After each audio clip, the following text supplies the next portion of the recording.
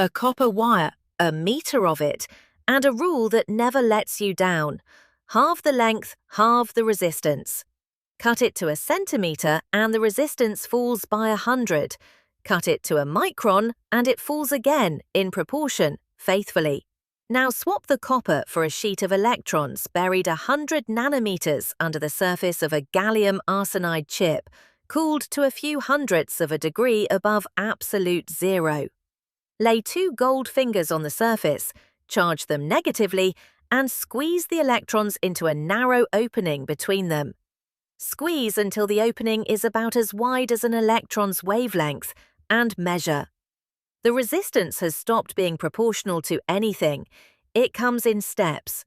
Flat, jump, flat, jump. And the height of every step is the same number in every material anybody has tried. Which is the announcement that you have left one subject and entered another. Everything in this course has been about having so many particles that no individual one matters. 10 to the 23 of them, and the art was finding the collective object that stands in for all of them. This hour runs the other way. We shrink the sample until the count is small enough to say out loud. And what arrives is not a smaller wire. It is an object with its own laws, and the first of them is the number you just described, which is built out of nothing but the electron's charge and Planck's constant.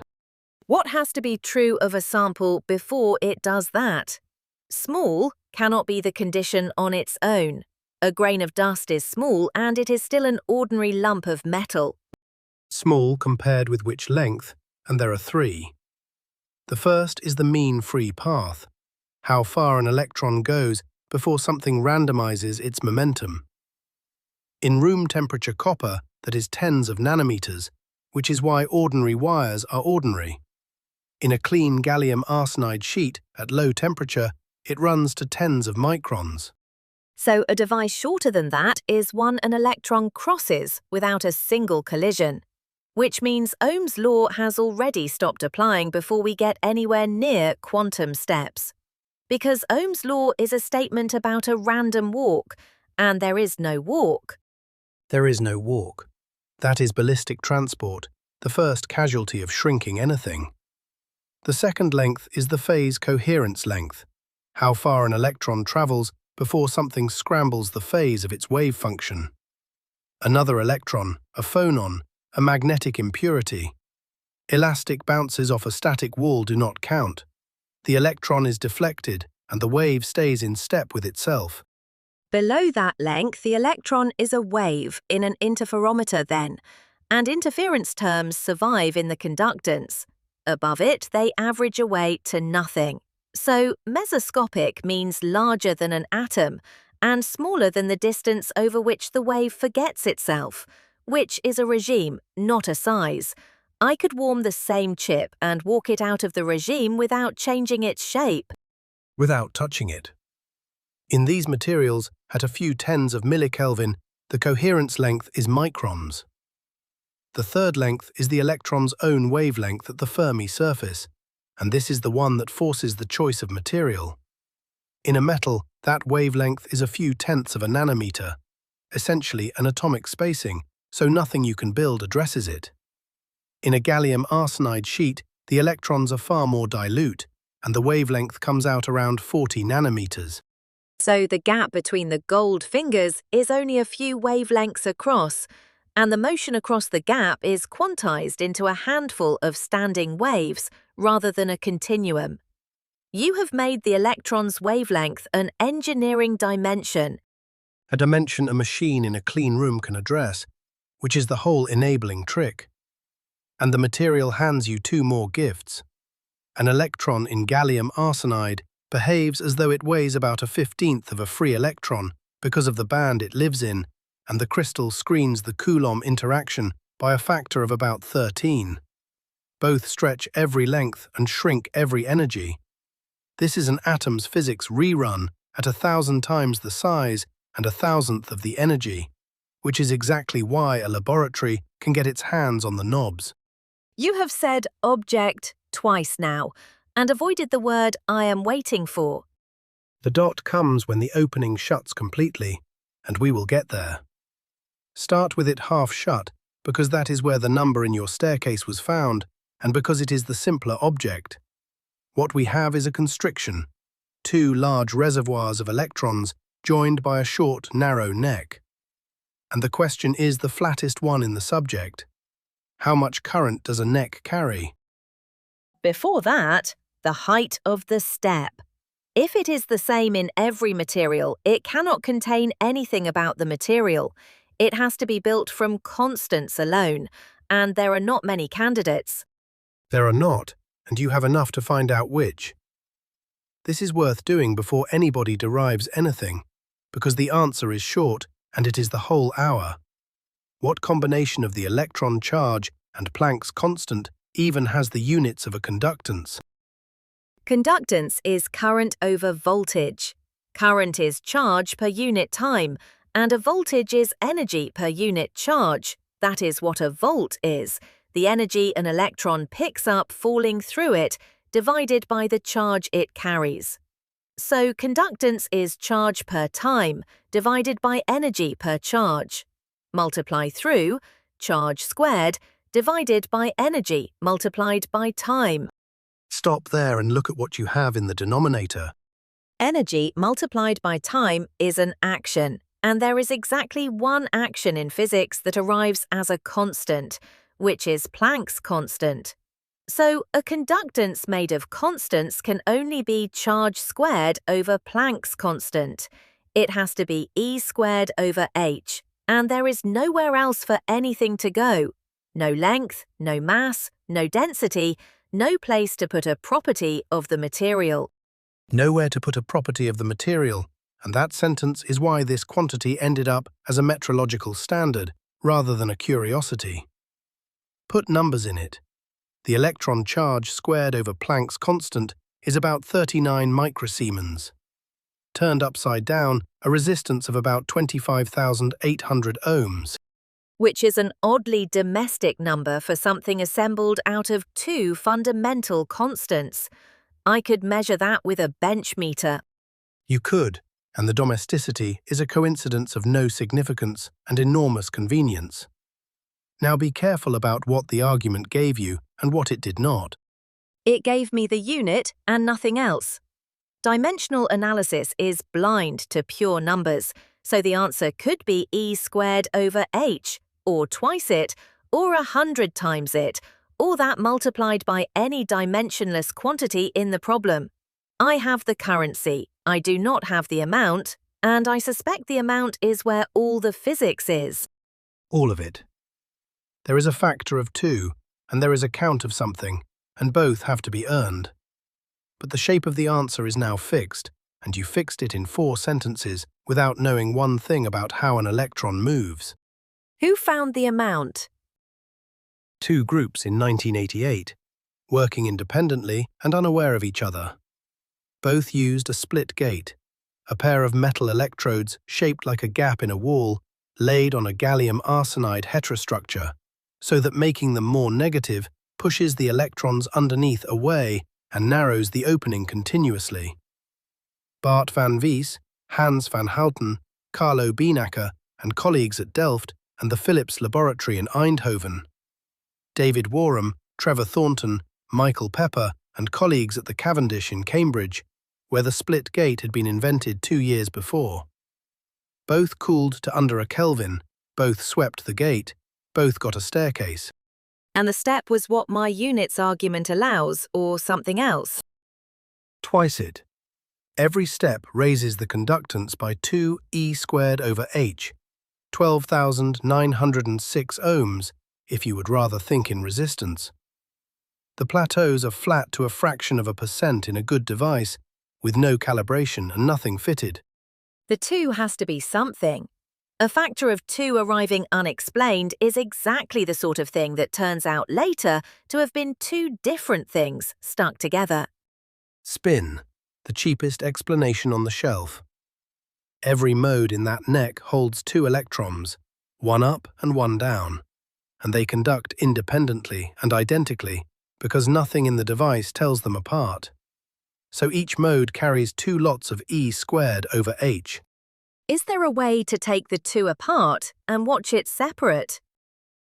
Put a strong magnetic field along the sample. The spin states split in energy, they stop being degenerate, and the staircase develops half steps. You can then count them one at a time. That is the check, and it works. So the steps are counting modes. What is a mode in a neck that is only a few wavelengths wide? I want the picture rather than the word. A standing wave across the neck. The electron runs freely along the constriction and is confined across it, so the transverse motion is quantized exactly as in a box. 1/2 wavelength across the gap, or 2, or 3. Each of those patterns is a separate one-dimensional channel running the length of the neck, and each has its own energy cost for existing, its own threshold. And widening the neck brings every threshold down, so channels switch on one after another as the gap opens. The flat parts are the stretches where nothing changes, because the number of open channels is a whole number, and whole numbers do not drift. The conductance is that whole number times 2, E squared over h, which should make you uncomfortable because it is stranger than it looks. Widening the neck by a nanometer changes the geometry. Why does it not change the conductance? It should. A wider channel has more room in it, so it holds more electrons, so it ought to carry more current. That the conductance depends only on how many channels are open, and not at all on how wide or how long or how fast, is not a small surprise. It says the channel is not really the thing doing the conducting. It says something close to that, and Landauer is where it comes from. Take me to him then, because this is the piece I cannot see. Rolf Landauer at IBM, 1957, in a paper about the spatial variation of currents and fields around localized scatterers in a metal. It is not a paper about nanostructures. Nothing like this existed or was imagined. It is a paper that changes the question. Everybody else asked how much an obstacle slows electrons down. Landauer asked how much of an incoming wave gets through. That sounds like a rewording rather than a new idea. It sounds like one, and it is not. And the difference shows in what you are then obliged to compute. The old question needs a scattering rate, a relaxation time, a distribution function creeping back towards equilibrium, the whole apparatus of a Boltzmann equation. Landauer's question needs a transmission probability, which is a quantity out of elementary quantum mechanics. Send a wave at a barrier, ask what fraction comes out the other side. Conductance is transmission. Say it that flatly, and everything about a small conductor follows. Transmit nothing, and you have an insulator. Transmit everything, and you have a perfect conductor with no resistance anywhere in it. Then do the one channel for me, because I still do not see how the answer avoids depending on how fast the electrons are moving. This is the one calculation of the hour, and it is 2 steps. One channel. The reservoirs are held at chemical potentials differing by the charge times the voltage, so there is a narrow window of energy in which electrons stream from left to right with nothing coming back. The current is the charge times the number of those right movers per unit length, times how fast they are going. Both of the last two depend on the material. Now, how many right movers are there per unit length in that window? In one dimension, the states are evenly spaced in momentum, because that is just fitting waves into a length. To turn that into a spacing in energy, I divide by how fast energy climbs with momentum, and that rate of climb is the velocity. So the number of states per unit energy per unit length goes as 1 over the velocity. And the current goes as the velocity. So they cancel. Exactly, not approximately. The velocity drops out of the answer altogether. What is left is the charge times the energy window over Planck's constant.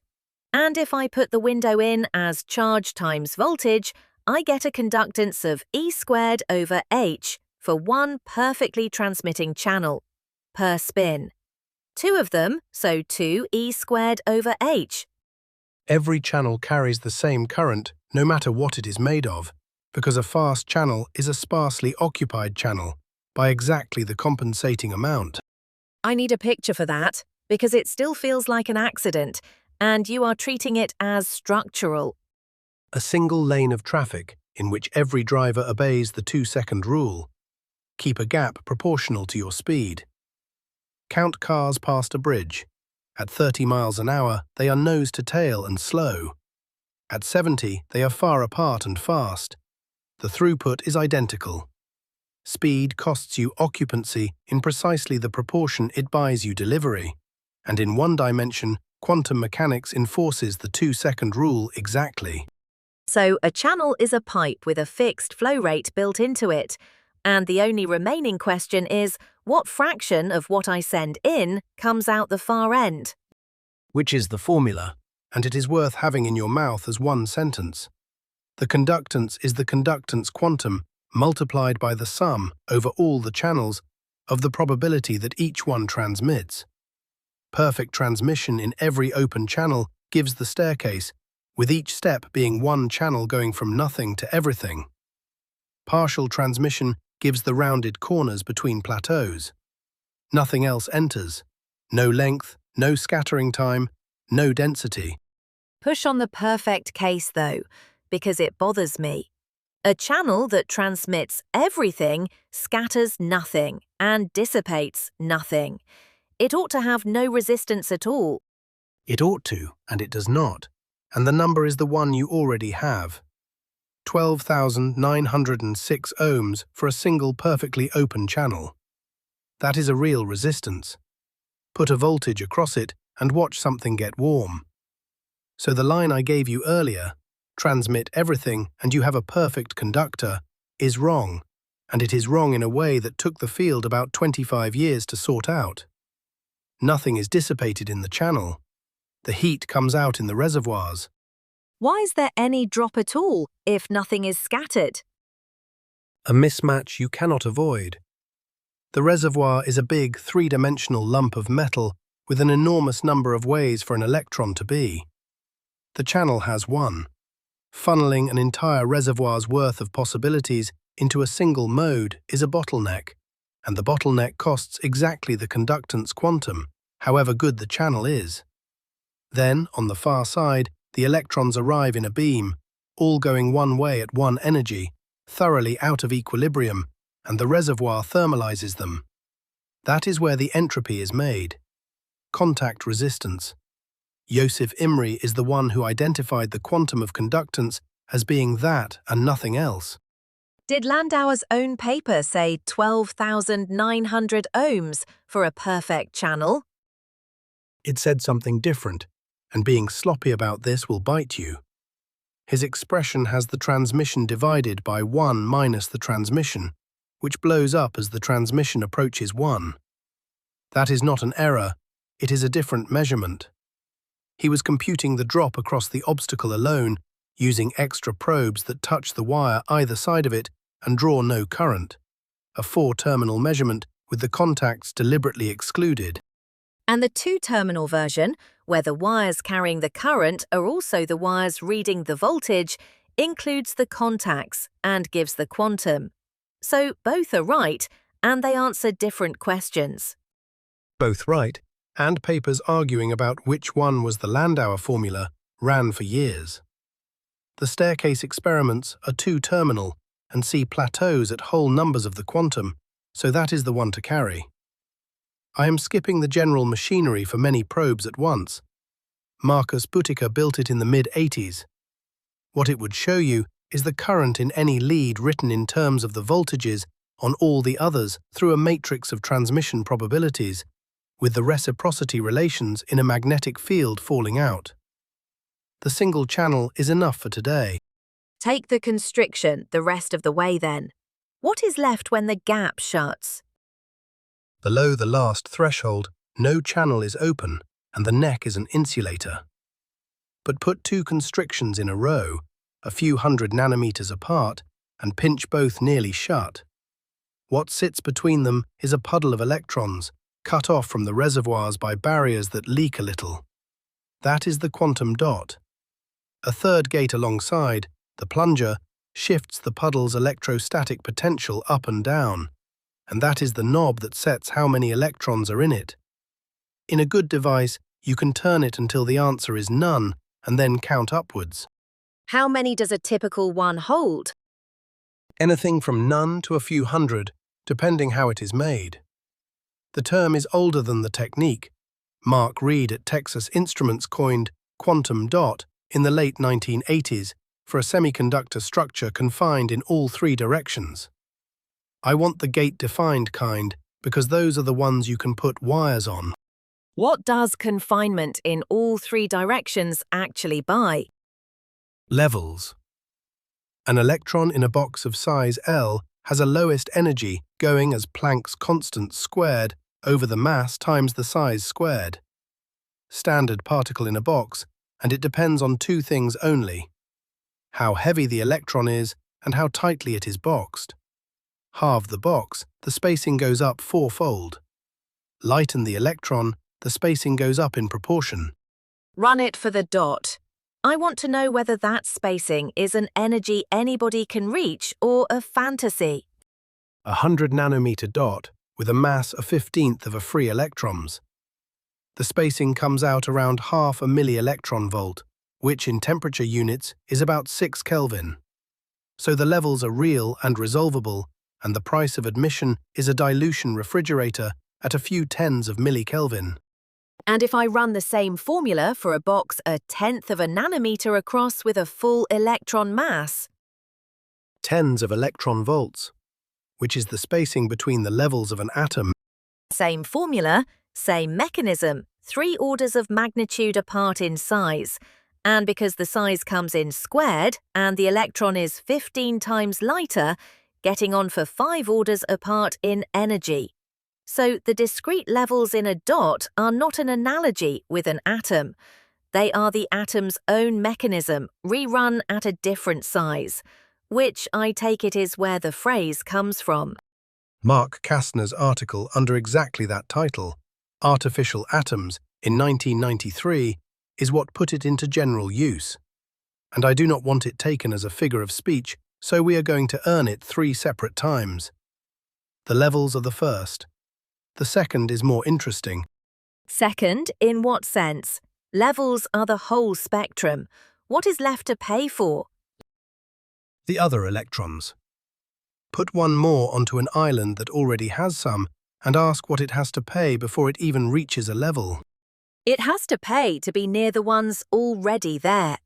The island carries charge, and I am pushing more onto the same object, so this is electrostatic, the energy of assembling charge on a small conductor, which means capacitance. The whole of it, the energy stored on a capacitor holding a charge, is that charge squared over twice the capacitance, and that sets the scale. The electron charge squared over twice the capacitance is what everybody calls the charging energy. But the thing you measure is the step from one electron to the next, with the gate holding the balance, and that comes out at twice the scale. The electron charge squared over the capacitance, full stop. Keep those two apart, or you will be out by a factor of 2 all evening. Everything today runs on how that compares with the temperature. What is the capacitance of a puddle in a semiconductor? I can do a sphere. I cannot do that. The sphere is the right estimate, and it gets the scale right, because capacitance goes as the size multiplied by the permittivity of the surroundings. A 100 nanometer island in gallium arsenide comes out at around 100 attofarads, 10 to the minus 16 farads, a preposterous capacitance by any engineering standard. The charging energy is then around half a milli-electron volt to a milli-electron volt. Which is the same as the level spacing you just quoted. Is that a coincidence, or does it have to happen? In gallium arsenide dots of that size, they are comparable, and it is not luck, because the same length sets both. But they scale differently. The level spacing goes as 1 over the size squared, the charging energy only as 1 over the size. So a bigger dot is dominated by the charging energy, and a very small one, or a molecule, by the level spacing. The dot has two regimes, and I choose which by choosing how big to make it. You choose, and people run both deliberately. Now do the charging energy for a real atom, because if artificial atom is going to be literal, that number has to come out too. Take a conducting sphere with the radius of a hydrogen atom, the Bohr radius, about half an angstrom. Its capacitance is 4 pi epsilon naught times the radius, and your charging energy is the charge squared over twice that. Put the numbers in and it is 13.6 electron volts. Which is the ionization energy of hydrogen. Exactly, not roughly. I want to know what that is and is not, because it looks too good. It is not a derivation of the Rydberg. The real calculation is a quantum-bound state with kinetic energy in it, and the agreement is because the binding energy of an atom simply is the Coulomb energy at the atom's own size up to a factor of order 1. What it means is that the cost of adding an electron to a small object is the same sentence for a dot and for an atom, with only the radius and the dielectric constant changed. That is twice. And the third? Chemistry. Seiji Tarucha, Guy Osting, Leo Cohenhoven and colleagues, 1996, with a vertical dot, they could empty completely and then fill one electron at a time. They measured the energy needed to add each successive electron, and it was not uniform. It had bumps. At 2 electrons, at 6, at 12. Magic numbers, and those are shell closings. In a two-dimensional harmonic trap, the levels come with degeneracies of 1, then 2, then 3. So with spin, the shells hold 2, 4, 6. Cumulative totals of 2, 6, 12, 20. A closed shell is unusually stable, so the next electron costs extra and the spacing widens there. That is a periodic table with different magic numbers, because the confining potential is a soft bowl rather than a nucleus. A soft bowl you drew with a gate. And Hund's rule is in the same data. Within a partly filled shell, the electrons prefer separate orbitals with their spins parallel, which keeps them apart and saves exchange energy. Hund's first rule, out of an artificial atom with no nucleus in it, whose ground state you set with a voltage. That is 3, and that third one is what convinces people. The knob, then? If adding an electron costs a definite energy, what do I see when I turn the gate? Nothing. Then a spike of current. Then nothing again, and the spikes evenly spaced. The gate pulls the whole ladder of dot energies down as you make it more positive. At almost every setting, the cost of adding the next electron is above the Fermi level of the leads, so nothing can get on. And nothing can get off either, because removing one costs energy too. The dot is blockaded, and the number on it is a fixed integer. And at the special settings? The cost of adding the next electron lines up exactly with the Fermi level of the leads. Right there, the dot with a given number and the dot with one more cost the same. So an electron hops on from the left, off to the right, and another follows, and current flows. Move the gate a hair either way and it stops. Coulomb blockade, and the spikes are Coulomb blockade oscillations. So the spacing between spikes, in gate voltage, is the electron charge over the capacitance to the gate, the voltage that puts exactly one more electron's worth of charge on the island. And in energy, the spacing is the charging term plus the level spacing, because the next electron generally has to occupy the next orbital, as well as pay the electrostatic price. Which means the number I measure is two different physical costs added together, and on its own it does not tell me how much of it is which. It does not, and separating them needs a second axis. So far you have swept the gate at essentially no bias between source and drain. Sweep the bias as well, plot where current flows against both, and what comes up is a row of diamonds along the zero bias axis, closed regions with no current, touching their neighbors at points. Why a diamond? The shape has to mean something. Inside is blockaded, I take it, with a fixed number of electrons. Fixed, and each diamond carries its own integer. Widen the bias and the source and drain chemical potentials pull apart, opening a window between them. Current flows as soon as a dot level falls inside that window. So at larger bias, you need less help from the gate to find a level in the window, and the blockaded region narrows from both sides, two straight edges closing to a point. Reverse the bias and the same thing happens below, two triangles base to base. Then the bias at the tip of the diamond, measured up from the zero bias axis, is where the window is finally wide enough to swallow the addition energy. So that half height in volts is the addition energy in electron volts, and I can read the addition energy off the picture with a ruler. With a ruler. And the slopes of the edges give you something you badly need, which is the lever arm. What fraction of the voltage you put on the gate actually lands on the dot, the rest being lost across the other capacitances. Without that, every energy you extract is in arbitrary units. And there are faint lines running parallel to the diamond edges outside them, which are excited states of the dot entering the window. So one image gives the charging energy, the spectrum, and the calibration. That is the whole spectroscopy of an artificial atom from a device with 3 wires on it. Which is why the diamonds are the first thing anybody measures. 2 conditions have to hold for any of it. The obvious one is temperature. The charging energy has to beat the thermal energy, or the blockade is smeared over. A milli-electron volt is about 10 Kelvin, so a dot this size wants a fridge, and a nanometer scale island would work on a bench. And the second?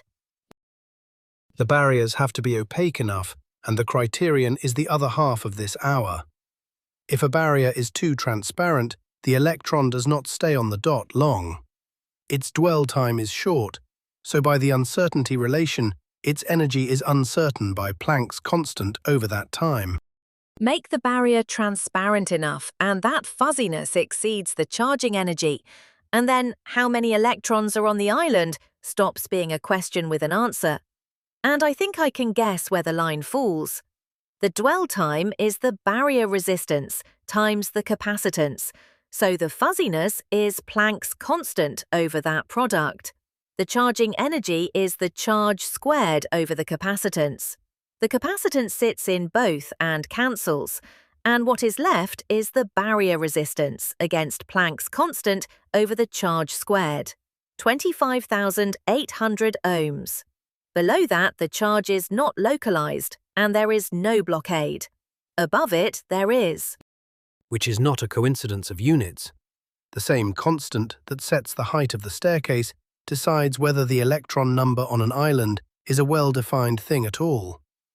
Charge quantization and transmission are 2 views of one competition. Was this built into anything? A device that passes electrons one at a time sounds like it wants to be a transistor. It is one, and it is called that. The single electron transistor. Dmitry Avarin and Konstantin Likarev set out the theory in 1986. Theodore Fulton and Gerald Dolan at Bell Labs made one work in 1987 out of aluminium islands with oxide barriers. As a switch, it is a curiosity. Fragile, slow.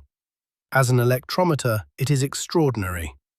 A stray charge anywhere near the island shifts the entire pattern of peaks, so you can detect a small fraction of one electron's charge sitting somewhere nearby. That sensitivity is how modern spin qubits read themselves out. A question I have been holding since the coherence length. Everything in the blockade picture has been electrostatic, counting charges, comparing energies. Where did the wave go? Still there, and this is the other half of what mesoscopic means.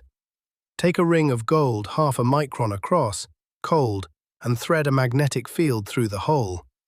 An electron going round one way and an electron going the other pick up a phase difference set by the flux through the hole. A Aharonov and Bohm, with no field where the electron actually is. so the resistance of the ring oscillates as you sweep the field, with a period of Planck's constant over the electron charge. One electron's flux quantum, not the paired one from the superconductor. Richard Webb, Sean Washburn and colleagues at IBM saw that in 1985, in normal metal rings. In gold. Ordinary, dirty, polycrystalline gold, that is the part I would not have believed. Elastic scattering off static disorder does not destroy the phase. It scrambles the path and leaves the wave in step with itself, so the interference survives. There is a second signature of the same thing. The conductance of a small disordered sample wiggles reproducibly as you sweep the field. An aperiodic pattern identical on every sweep and different for every sample. Universal conductance fluctuations and their size is of order E squared over h, that constant again, with no material in it. A fingerprint of one particular arrangement of impurities in one particular chip, and warming it should erase the fingerprint because the coherence length drops below the sample. It washes out exactly that way. Now put a dot in one arm of such a ring and interfere it against the other, which people did in the mid-90s.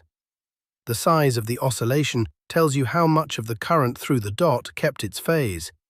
The position tells you what phase the dot imposed. So a dot is not a bucket that fills and empties. It has a transmission amplitude with a phase which puts it straight back into Landauer's language. Straight back, and we are about to need it there. Need it for what? The best thing a dot has done. Go back to the 1930s. Wanda, Johannes de Haas, Jan de Boer, and van den Berg in Leiden measuring the resistance of gold on the way down. The expectation was settled. Lattice vibrations freeze out, resistance falls, and it flattens onto a floor set by impurities. Below about 10 Kelvin, it turned round and started rising again. A resistance minimum. Rising means the electrons are scattered more as it gets colder, which nothing I know permits. A static impurity scatters at a rate that does not know the temperature. Nothing permits it, and it took 30 years. The crucial clue was chemical. The effect scales with the concentration of magnetic impurities. Iron in gold, manganese in copper. A few parts per million of an atom carrying a local moment, and the resistance turns round. Why should a magnetic impurity be different from any other lump of the wrong element? Because it has an internal degree of freedom that can change. An ordinary impurity is a fixed potential. The electron bounces off, and the impurity is exactly as it was. A magnetic impurity has a spin, and the scattering can flip it. The electron leaves with its spin reversed, and the impurities reversed too. So the impurity is not the same object after the collision as before, which means the collisions are not independent of one another. The impurity remembers. The impurity remembers, and that is the entire difficulty. Jun Kondo, 1964, at the Electrotechnical Laboratory in Tokyo, took the exchange coupling between a conduction electron and a localized spin and went to third order in perturbation theory instead of stopping at second. Second order gives an ordinary temperature-independent rate. Third order brings in processes where the electron scatters into an intermediate state, the spin flips, and it scatters again. And because spin operators along different axes do not commute, the contributions from intermediate states above and below the Fermi surface fail to cancel. And what survives is a sum over the C, with a constant density of states and an energy in the denominator, which is the same integral that turned a feeble attraction into a bound pair in the superconductor. Flat supply of states, energy underneath, and out comes a logarithm. Structurally the same integral, producing the same kind of trouble. The scattering rate picks up a term going as the logarithm of the temperature, with the sign that makes it grow as the temperature falls. Add that to a phonon contribution which is falling fast, and you get a minimum at a temperature you can predict. Kondo's paper accounts for the 1930s data quantitatively, which is why his name is on it. But a logarithm that grows without limit as the temperature falls is not an answer. It is a warning. At some temperature, the correction becomes larger than the thing it is correcting, and the expansion has eaten itself. Which is why the field spent the next decade calling this the Kondo problem rather than the Kondo solution. Set the correction equal to the original coupling and solve for the temperature. You get the bandwidth multiplied by e to the -1 over the coupling. Exponentially small, invisible to any expansion in powers of the coupling. The same structure that hid the superconducting gap from everyone who tried perturbation theory on it.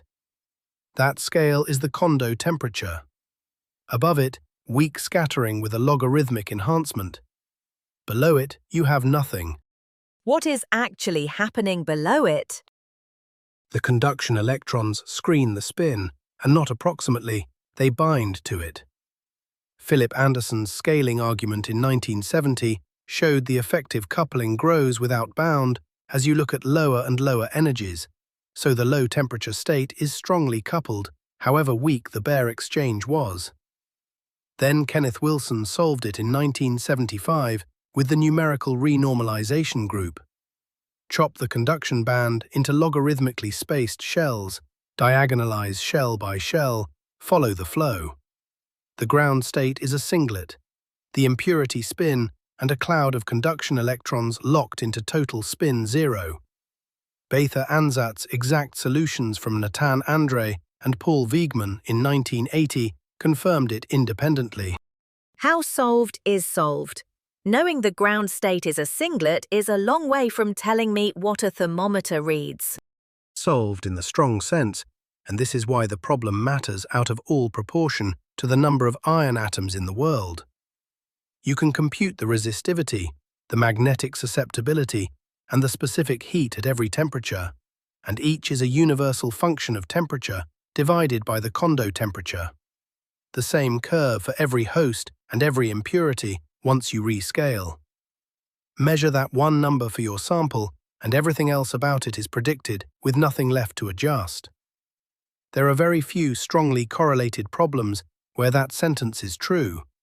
This is one of them, and the machinery is the same renormalization group this course already met, sitting at a critical point.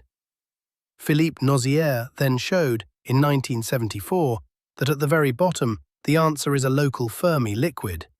The impurity behaves as a single elastic scatterer again, with a phase shift fixed by how much charge it holds, which is Landau's picture reasserting itself underneath a problem that broke every perturbative tool on the way down. And it is where the perfect transmission is going to come from. How does a dot get into this? A dot is not a magnetic impurity. A dot with an odd number of electrons is precisely a magnetic impurity.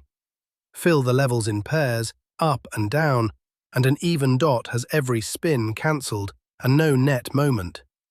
Add one more, and the top level holds a single unpaired electron. Net spin 1/2, sitting in a puddle, tunnel coupled to two seas of conduction electrons. So the knob makes and unmakes a magnetic impurity as I turn it. Odd, magnetic. Even, not. Odd, magnetic again. Nobody could do that with an alloy. The impurities are wherever the metallurgy put them, all slightly different at whatever coupling nature chose.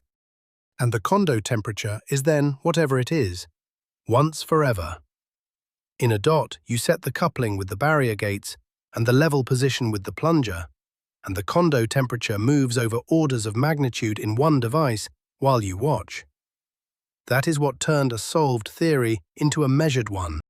I can get this one, I think. So here is my call. In the bulk metal, the Kondo effect makes the resistance rise as the temperature falls. The impurity scatters more and more strongly. A dot sitting in a valley with an odd number of electrons is blockaded, so it is already a poor conductor. Cool it, the Kondo scattering strengthens, and it should get worse still. The odd valleys should sink towards nothing faster than the even ones. It rises. It rises until it reaches 2e² over h, which is the conductance of one perfectly transmitting channel, your staircase number, arriving in a device that is supposed to be switched off. Then I have the geometry inside out. Inside out, and it is worth a second, because what flipped is the geometry and not the physics. In a bulk wire, the magnetic impurity is an obstacle in the current's path. Scatter harder off an obstacle, and less gets past. Resistance up. In a dot, the impurity is not in the path. The impurity is the path. The only route from the left lead to the right lead runs through the object doing the scattering, so strong coupling is not an obstruction, it is a bridge. Same physics, opposite sign of the measurable, because the thing moved from beside the road to being the road. What is the object that gets built, though? Scattering strengthens is a rate, and I want something with a shape. Below the Kondo temperature, a new peak appears in the dot spectrum at the Fermi energy of the leads, with a width of about the Kondo temperature in energy units. It is not one of the dot's levels. Those are where they always were, far off in energy. This peak is made by the screening. It is a many-body resonance, and it is pinned to the leads rather than to anything in the dot. Pinned to the leads, which is why the knob stops working inside a valley. I can shove the dot's levels around, and the resonance sits exactly where the transport is. Sits where the transport is and transmits perfectly. Why perfectly, though, and not just well? Because the resonance sits exactly at the energy the transport happens at, and a channel with one resonance and nothing else in it, sitting dead on resonance, transmits everything. That is the phase shift Nozière fixed, cached. Feed that into Landauer, and the conductance is the quantum, and it fills the entire valley instead of making peaks at its edges. Coulomb blockade abolished by correlation. What did the first people to see it actually have to show to make it more than a bump? 1998, and two groups within months of each other again.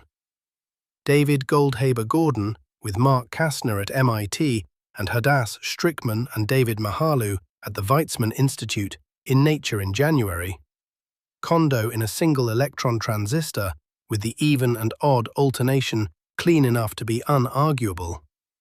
Sarah Cronenvet, Tjerk Oosterkamp and Leo Kouwenhoven in Delft in Science in July with a device tunable enough to trace the Kondo temperature across a wide range. And in 2000, Wilfried van der Wiel and colleagues took a dot all the way to the unitary limit. Conductance sitting on 2e squared over h, matching the predicted universal curve with the Kondo temperature as the only adjustable quantity in it.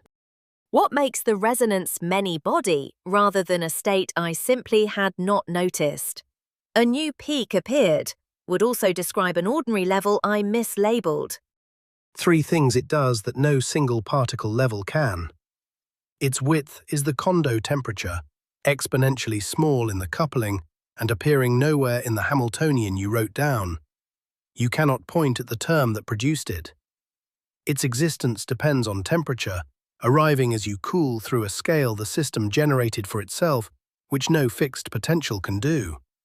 And the state it belongs to is a singlet formed between one spin and a superposition running over an enormous number of conduction electrons, which does not factorize into an impurity part and a C part.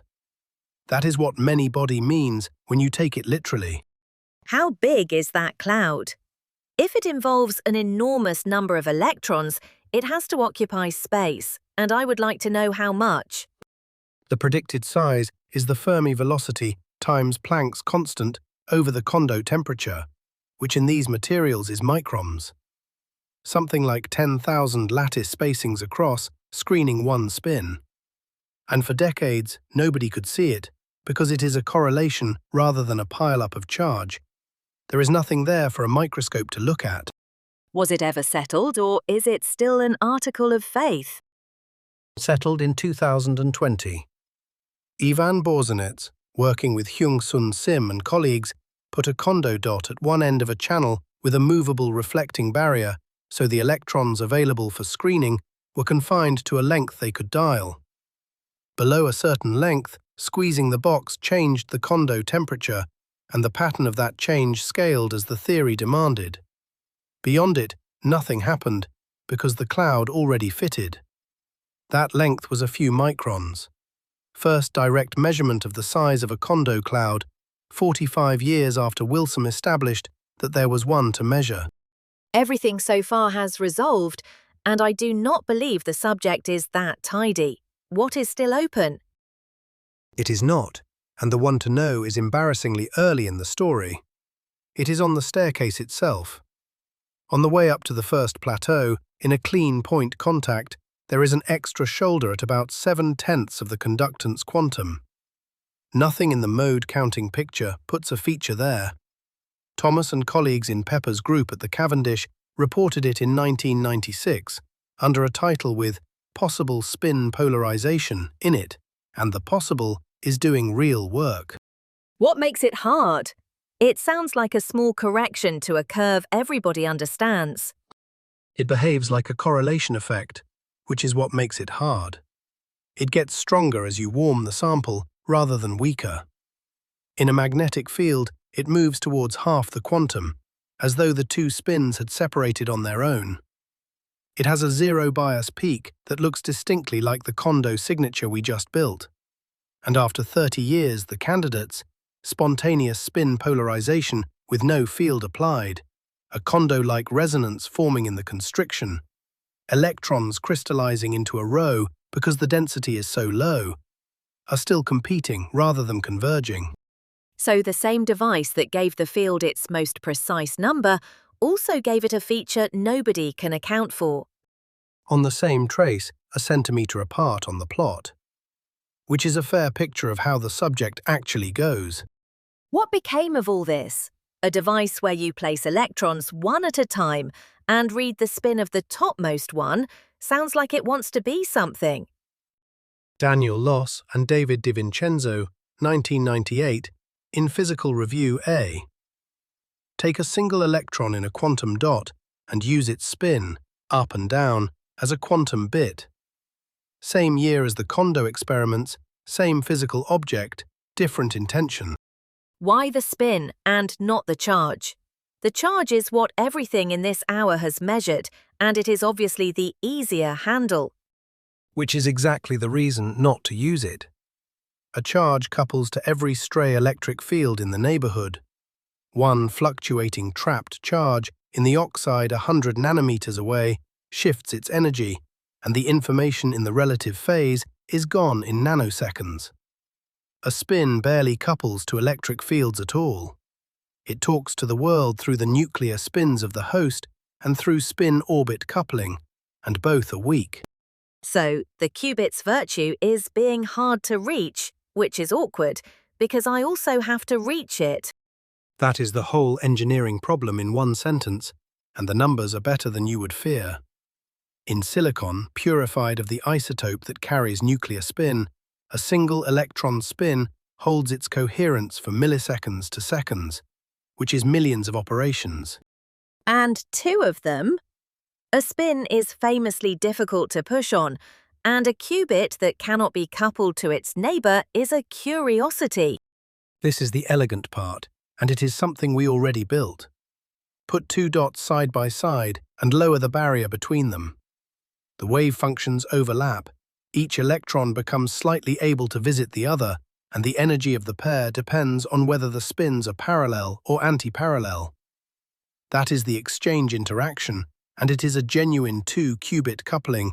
You switch on and off with a gate voltage in nanoseconds. That is the same exchange that made the Kondo singlet. The identical term. Exchange between one localized spin and a sea of them screens the moment and generates a resonance nobody can compute perturbatively. Exchange between two localized spins that you built yourself is a logic gate. One interaction running an unsolvable many-body problem in one setting and a controlled two-body operation in the other, and the only difference is how many partners you allowed it. Where does the technology stand? Without the press release. Single qubit operations in silicon dots run above 99.9% fidelity, and 2-qubit operations above 99%, both in the region error correction wants. Readout uses the charge sensing from earlier, a nearby single electron device reporting whether the spin was up by whether the electron was permitted to move. Universal control of 6 qubits in one silicon array was shown in Delft in 2022, and devices are now made on the same 300mm lines that make processors. Against that, 6 is not 1,000, and no two dots come out the same, so every device is tuned individually. Whether that yields to engineering is not something I can tell you. The gate voltage, then? Sweeping it from one end to the other is the whole hour, and I think I can walk it. Start with the dot empty and both barriers nearly closed. Walk it. I will stop you if you drop something. At the far end, there are no electrons on the dot and no current and nothing interesting. Come up, and at one particular voltage, the cost of putting the first electron on lines up with the Fermi level of the leads. There, and only there, an electron hops on from the left and off to the right, and there is a spike of current. Past it, blockaded again, the dot holds one, and adding a second costs the electron charge squared over the capacitance, twice the charging scale, because that is what the step from one electron to the next comes to, plus whatever the next level costs above the last. So the spikes come evenly spaced, and the spacing is the gate voltage that puts one electron's worth of charge on the island. And what tells you which of those two costs is which? Opening the bias, sweep bias against gate, and the blockaded regions become diamonds. The height of a diamond in volts is the addition energy in electron volts, charging plus level spacing. The slopes give me the lever arm, so I can turn gate volts into real energies. And the faint lines outside the diamonds are excited states. None of it works unless two things hold. The charging energy has to beat the temperature, and the barriers have to be more resistive than about 25,800 ohms, or the electron does not stay long enough for its number to mean anything. Now the valleys, since that is where the physics was. In a valley with an even number of electrons, the spins are paired and nothing happens. Cool it and the conductance falls, as blockade says it should.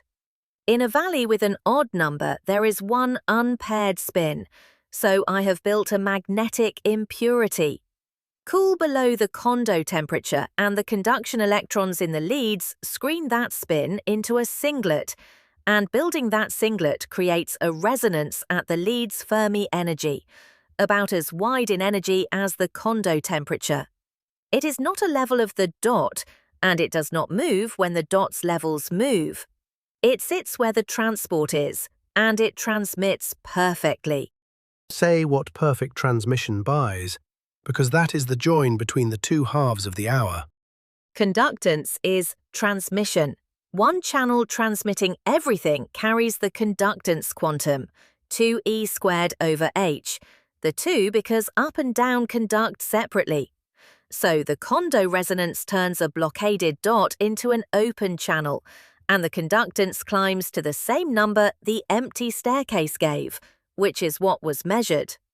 And the resonance is many-body because its width is an energy nothing in the Hamiltonian contains, because it appears only below a temperature the system invents for itself, and because the state it belongs to is one spin entangled with a cloud of conduction electrons microns across. One correction, the same one as before. Conductance is transmission. Right. But do not carry away that a perfectly transmitting channel has no resistance. It has 12,906 ohms of it, and none of that is in the channel. It is the cost of funneling an entire reservoir's worth of ways to be into a single mode, and the heat comes out where the beam thermalizes at the far end. Which also makes the number universal, now I say it back. The quantum belongs to the join, not to the material, and that is why every one of those experiments got the same step height out of a different chip. which is also why the interactions inside the wire, the ones that made one dimension a different world earlier in this course, do not touch the step height. The number is set where the channel meets the reservoir. Every one. And there is a last thing worth naming about what the hour did, because it inverts the direction this course has been travelling. Everything until now has been emergence upwards. Take an absurd number of particles and out comes a law none of them obeys individually. Superfluidity, a gap, a stiffness. Today we went downward. Shrink the box until the electrons can be counted and the collective law goes away and is replaced by something that looks like chemistry. Discrete levels, shell closings, Hund's rule, and ionization energy. Except that the Kondo effect is sitting in the middle of the chemistry, and it is not chemistry. It is not, which is why it is the best object here. One artificial atom with one unpaired spin on it, coupled to two ordinary metal leads. The smallest, strongly correlated problem it is possible to write down, and the answer is a bound state involving a macroscopic number of electrons, an energy scale the system invented, and a resonance with no single particle counterpart anywhere. Making the system small did not make the many-body physics go away. It made it accessible, and then it made it solvable. And solvable is the unusual word. Nothing in the heavy fermion compounds or the copper oxides is solved in that sense. Nothing is, and that is the question we finish on. The Kondo problem yielded because there is one spin. Put a spin on every site of a lattice, let them all try to screen and all try to order against each other, and every method that worked today fails. And so does adiabatic continuity, and so does mean field theory, and so does Landau's catalogue of excitations. What is left is a resistivity rising straight in proportion to temperature, down to the lowest temperature anybody can reach, and a metal with no identifiable low-energy excitations at all. 4 decades of it, and no agreed answer. That is where we go, and it is the last of these.